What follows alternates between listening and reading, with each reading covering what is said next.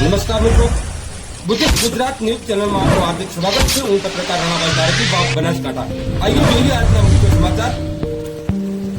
તારીખ 11/7/2024ના રોજ ભંગારડી ગામથી સણવાલ ગામ જવાના રસ્તાની વચ્ચે જે નર્મદા કેનાલ આવેલી છે ત્યાં એક અજાણ્યા પુરુષની ડેડ બોડી પોલીસને મળે છે। પ્રાથમિક દ્રષ્ટિએ લાગી રહ્યું છે કે એ એક્સિડન્ટ છે, જેથી કરીને પોલીસ આગળની કાર્યવાહી હાથ ધરે છે।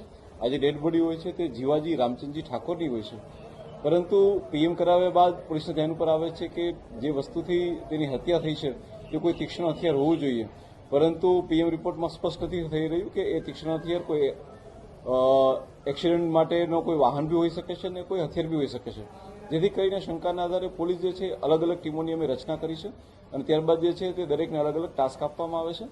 આ ઉપરાંત જે મરનાર જણા છે તેની ઓળખ પણ પ્રસ્થાપિત કરવામાં આવે છે અને ત્યારબાદ જે છે તેની હિસ્ટ્રી બી ચેક કરવામાં આવે છે। અલગ અલગ ઘણા બધા સીસીટીવી કેમેરા, ઘણા બધા ટેકનિકલ એનાલિસિસ અને ઘણા બધા જે હ્યુમન ઇન્ટેલિજન્સ સોર્સથી ઇન્ટ્રોગેશનની મદદથી પોલીસે ઘણા દિવસની જહેમત બાદ આ જે હતી એ હત્યા હતી અને હત્યાનો વેધવી ઉકેલી નાખ્યો છે। મરણ જનાર જે છે જીવાજી રામચંદ ઠાકોર, તેનું મૃત્યુ નિપજાનાર તેના સગા સાળા એટલે કે ભૂપતભાઈ ઉર્ફે ભૂપી રણછોડભાઈ ઠાકોર અને તેના બીજા બે સાથીદારો છે કે જેમનું નામ મુકેશ ખાવરજી ઠાકોર અને નરેશ રણજોતજી ઠાકોર છે।